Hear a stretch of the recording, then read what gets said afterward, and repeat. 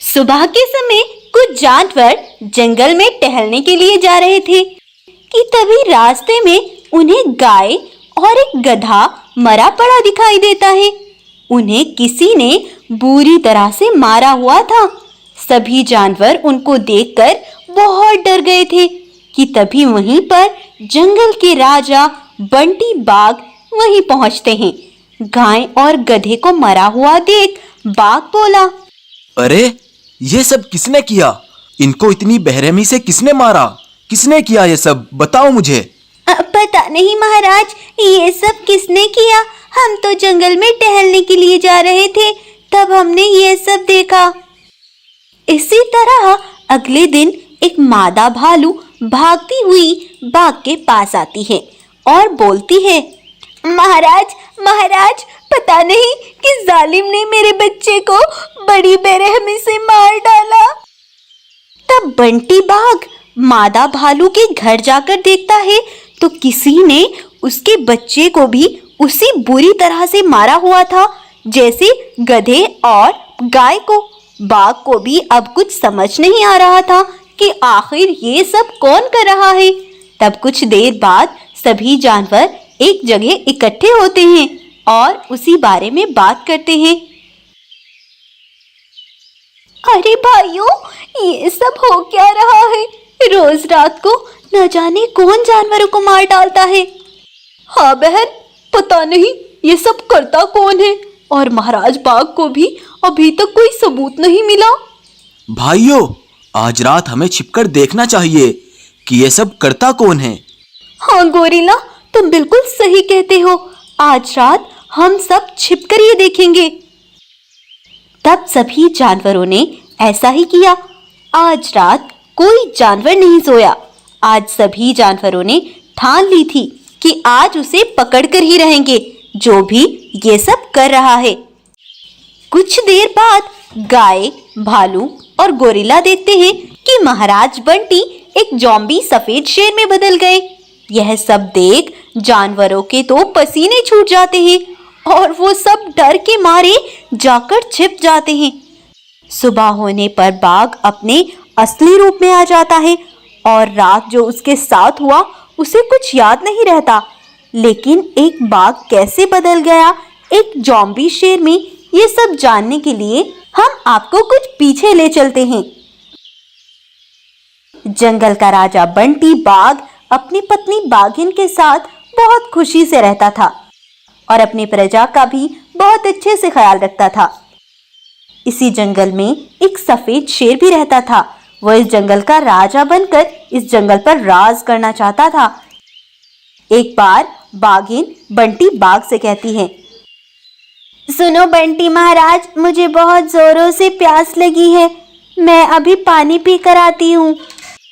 हाँ ठीक है बागिन, जाओ, लेकिन जल्दी आ जाना। उनको बातें करते सफेद शेर सुन रहा था। अरे वाह, ये अच्छा मौका है। आज मैं इस बागिन को मार डालता हूँ, उसके बाद इस बाघ की बारी है। तब सफेद शेर बाघिन का पीछा करता है और जब बाघिन पानी पी रही थी तो सफेद शेर पीछे से जाकर बाघिन पर हमला कर देता है और उसे जान से मारकर वहां से भागने लगता है। लेकिन कुछ दूर चलकर पहाड़ी से शेर का पैर फिसल जाता है और वो नीचे गिरकर मर जाता है। उधर बाघ बाघिन के ना आने से बड़ा परेशान था। तब वो बाघिन को देखने के लिए निकल पड़ता है। नदी पर पहुंचकर वो देखता है कि बाघिन मरी हुई पड़ी थी। यह सब देखकर बंटी बाघ बहुत ज्यादा दुखी हो गया था। लेकिन तभी उसे वहीं पर खड़ी एक शेरनी दिखाई देती है जो कि पानी ही पीने आई थी। उसको देखकर बाघ बोलता है, जरूर बागिन को उसी शेरनी ने मारा होगा, मैं उसे छोड़ूंगा नहीं। तब बाघ जाकर उस शेरनी पर हमला कर देता है और उसे बहुत ज्यादा जख्मी कर देता है। तुम दुष्ट बाघ का मैंने क्या बिगाड़ा था जो तुमने मुझे मार डाला? मैं तुम्हें श्राप देती हूँ, तुम काली रात में भयंकर रूप लोगे और हमेशा दुखी रहोगे। उनकी यह बातें दूर खड़ी एक लोमड़ी शुरू से आखिर तक सब देख रही थी। लेकिन डर के मारे वो बाघ को कुछ नहीं बताती और वहां से भाग जाती हैं। तो इस तरह से उस शेरनी के श्राप से बाघ रात में एक सफेद ज़ॉम्बी शेर का रूप लेकर जानवरों का शिकार करता है। वहीं जानवर बाघ को एक सफेद ज़ॉम्बी शेर में बदलता देख बहुत ज्यादा घबराए हुए थे। अरे भाइयों, ये क्या हो रहा है? हमारे महाराज बंटी बाघ कैसे ज़ॉम्बी शेर में बदल जाते हैं? हमें ये बात आसपास के जंगलों में बतानी चाहिए ताकि कोई हमें इसका सुझाव दे सके। तब वो आसपास के जंगलों में ये खबर फैला देते हैं। यह सब उसी लोमड़ी को भी पता चलता है, तो वो उसी दिन बंटी बाघ के जंगल में पहुंचती हैं और वहां के सभी जानवरों को पीछे बीती हुई सारी घटना के बारे में सब कुछ बताती हैं। उसकी बातें सुनकर गाय कहती है, अच्छा, तो जरूर ये उस शेरनी का ही श्राप होगा जो महाराज बंटी को उसका श्राप लग गया। अब हमें किसी पंडित के पास जाना होगा और इस बारे में सब बताना होगा। तब वो एक पंडित को पूरी बात बताते हैं। तो पंडित उस रात बाघ की निगरानी करता है और जब बाघ सफेद ज़ॉम्बी शेर के रूप में बदलता है तो पंडित अपनी शक्तियों और मंत्र से बाघ के शरीर से सफेद शेर की आत्मा को निकाल देता है और अब बाघ बिल्कुल ठीक हो जाता है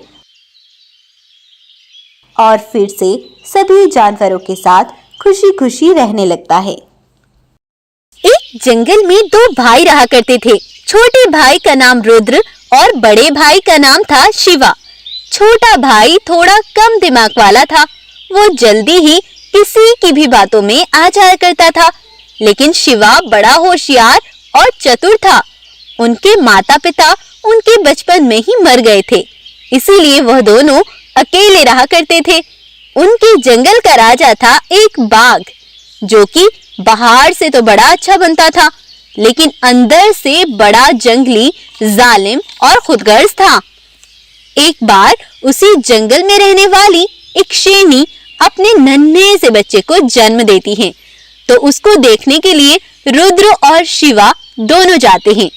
उसको देखकर शिवा कहता है, अरे वाह शेरनी, तुम्हारा बेटा तो बड़ा ही सुंदर है। ये तो बिल्कुल मेरे पिता पर जाएगा और उसी तरह जंगल का ख्याल रखेगा। शिवा की बातें सुनकर रुद्र गुस्से से बोलता है, क्यों शिवा, क्या इसे भी गद्दार बनना है तुम्हारे पिता की तरह? अगर यहाँ तुम्हें यही बातें करनी थी तो तुम मुझे यहाँ क्यों लाए? इतना बोलकर रुद्र गुस्से से वहां से चला जाता है। तभी वहीं पर एक गाय पहुंचती है। ये रुद्र अपने पिता को गद्दार समझता है, लेकिन मुझे ऐसा नहीं लगता कि तुम्हारे पिता गद्दार थे, क्योंकि मैं उनके बचपन की दोस्त थी। बेटा, तुम्हारे पिता इस जंगल के राजा हुआ करते थे। वो तुम दोनों के साथ बड़ी खुशी से रहते थे। जंगल के छोटे बड़े सभी जानवरों की मदद और रक्षा करना उनका लक्ष्य बन गया था। वो पूरे आसपास के जंगल के सबसे बड़े पद के राजा थे। सभी जंगलों पर उनका राज हुआ करता था। बहुत से मांसाहारी जानवर कमजोर मासूम जानवरों का शिकार करते थे, लेकिन तुम्हारे पिता सिम्बा को ये बिल्कुल पसंद नहीं था।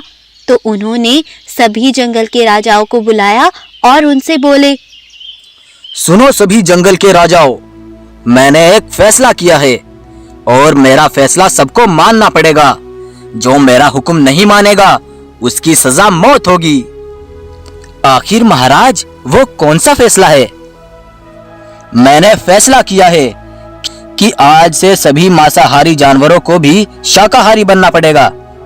आज से कोई भी मासूम जानवरों का शिकार नहीं करेगा। सब आज से फल सब्जियां खाकर जिएंगे। लेकिन महाराज, हम मांसाहारी जानवर कैसे फल सब्जियां खाएंगे? क्यों बाघ, क्या उनकी जान नहीं होती जो हम उनका शिकार कर लेते हैं?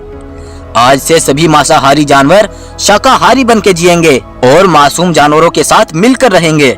जी ठीक है महाराज, जैसा आपका हुक्म। सभी जंगलों के राजा ने सिम्बा शेर की बात स्वीकार कर ली। लेकिन शाम के समय सभी जानवरों के पास बाघ, चीता और बंटी शेर आते हैं। सुनो भाइयों सुनो, मुझे तुम्हें कुछ दिखाना है। चलो तुम जल्दी से मेरे साथ चलो। तब वो सभी जानवरों को लेकर काली पहाड़ी के पास पहुंचे और सबको छिपकर दिखाया। देखो भाइयों, ये सिम्बा शेर हमें शिकार करने से मना कर रहा है और कुछ जानवरों का शिकार कर रहा है। ये शेर गद्दार है और गद्दारी की क्या सजा है बंटी शेर? गद्दारी की सजा सिर्फ मौत है। तब अगले दिन उस बाघ और कुछ जानवरों ने बीच रास्ते में तुम्हारे पिता को मार डाला बेटा। और फिर सभी जानवरों को बुलाकर उनसे बोले, सुनो भाइयों, कल तुमने भी देख लिया था कि ये शेर हमें शिकार करने से रोक रहा था और कुछ जानवरों का शिकार कर रहा था। इसकी कोई और भी चाल होगी। ऐसे गद्दार राजा की हमें कोई जरूरत नहीं है। आज से मैं राजा बनकर सभी जानवरों की रक्षा करूंगा। कुछ जानवरों को तो शेर की गद्दारी और जानवरों का शिकार करने की वजह से तो शेर का मर जाना ही सही लगा, लेकिन बहुत से जानवरों को शेर की मौत का बड़ा अफसोस और दुख भी हुआ। लेकिन बेटा, मुझे तो शेर गद्दार नहीं लगते थे, लेकिन सच्चाई क्या थी किसी को नहीं पता। क्या हुआ था आखिर उस समय? तब शिवा वहां से अपनी गुफा में आ जाता है कि तभी वहां पर एक चील आती है और रुद्र शिवा को कुछ इशारा सा करती है, लेकिन उन्हें कुछ समझ ही नहीं आ रहा था। अरे भाई रुद्र, ये तो बोल नहीं सकती, ये बेचारी बेजुबान है। चील, चील, क्या तुम हमें कुछ कहना चाहती हो?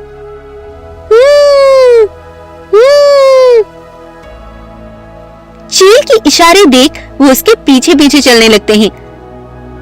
तब वो चील उन्हें खुफिया जगह पर ले जाती है। वहां पर उन्हें एक गुफा दिखाई देती है। अरे, इस गुफा पर पत्थर क्यों लगा हुआ है? चलो इसे हटाकर देखते हैं। तब वो दोनों मिलकर उस पत्थर को हटा देते हैं तो उसके अंदर उन्हें एक बूढ़ा गोरिल्ला खड़ा दिखाई देता है। अरे गोरिल्ला अंकल, आप कौन हो और इस गुफा में कैद क्यों हो? बेटा, तुम्हारे पिता और सभी जानवरों के साथ धोखा हुआ है। जब तुम्हारे पिता ने सभी जंगल के राजाओं को बुलाकर जानवरों का शिकार करने से मना किया था, तो बाघ, चीता और बंटी शेर इकट्ठे हुए और आपस में बात करने लगे। अरे, ये सिम्बा शेर ने कैसा फैसला किया? भला हम मांसाहारी जानवर शाकाहारी कैसे बन सकते हैं? हाँ बाघ, तुम सही कहते हो। ये शेर तो हमें भूखा मारना चाहता है। अगर हमने जानवरों का शिकार ना किया तो हम भूखे मर जाएंगे, और अगर हमने शिकार किया तो वो शेर हमें मरवा डालेगा। हाँ बंटी शेर, तुम सही कहते हो, लेकिन हम उससे पहले ही सिम्बा शेर को मार डालेंगे। लेकिन हम सिम्बा शेर को कैसे मारेंगे? अगर जानवरों को पता चल गया तो? तुम चिंता मत करो, हम जानवरों के हाथों ही सिम्बा को मरवाएंगे। लेकिन वो कैसे बाघ? हमें कहीं से भी सिम्बा शेर के जैसी एक नकली शेर की खाल लानी होगी और हमें एक भालू को पहनाकर किसी जानवर का शिकार करते सभी जानवरों को दिखाना होगा कि सिम्बा शेर जानवरों का शिकार कर रहा है, और फिर वो उसके खिलाफ होकर उसे मार डालेंगे। हाँ बाघ, आइडिया तो अच्छा है, लेकिन अगर वो उसे मारेंगे तो उसकी खाल में तो भालू होगा ना? नहीं चीता, हम उसे आज नहीं कल असली सिम्बा शेर को मारेंगे। भालू को तो बस हमें शेर की खाल में दिखाना होगा। बेटा, उनकी यह बातें एक पेड़ के पीछे खड़ा मैं सुन रहा था। तब मैं ये बातें बताने सभी जानवरों के पास जा रहा था, लेकिन उन्होंने मुझे देख लिया और मुझे चारों ओर से घेर लिया और फिर मुझे इस गुफा में कैद कर दिया ताकि मैं यहीं भूखा मर जाऊं। लेकिन इस चील ने मुझे अंदर ही थोड़ा थोड़ा भोजन ला कर दिया। यह भले ही गूंगी हो, लेकिन इसकी आदत बहुत अच्छी है। इसने मेरी मदद की। मुझे मालूम था कि मेरे पिता ऐसा कभी नहीं कर सकते। उस जालिम बाघ ने मेरे बेकसूर पिता को मार डाला। मैं उसे अब छोड़ूंगा नहीं। तब दोनों भाई गुस्से से उस बाघ के पास पहुंचते हैं और कहते हैं, जालिम लालची बाघ, तुमने सबसे गद्दारी की। मुझे सब पता चल चुका है, अब तुम्हारी खैर नहीं है। तब वो दोनों उस बाघ को जान से मार डालते हैं और वहीं पर उसका अंत कर देते हैं। और फिर गोरिल्ला सभी जानवरों को पूरी हकीकत बता देता है। उसके बाद से दोनों भाई अपने पिता की राजगद्दी संभालते हैं और सभी जानवरों के साथ हंसी खुशी जिंदगी बिताने लगते हैं। इस तरह से रुद्र और शिवा ने अपने पिता की मौत का बदला भी ले लिया और जंगल के जानवरों को बहुत सी मुसीबतों से बचा लिया। तो अगर आपको आज की हमारी कहानी जरा भी इंटरेस्टिंग लगती है तो इस पर एक लाइक और शेयर जरूर कीजिएगा। साथ ही ऐसी और भी इंटरेस्टिंग वीडियोस के लिए आप हमारे चैनल को सब्सक्राइब जरूर करें।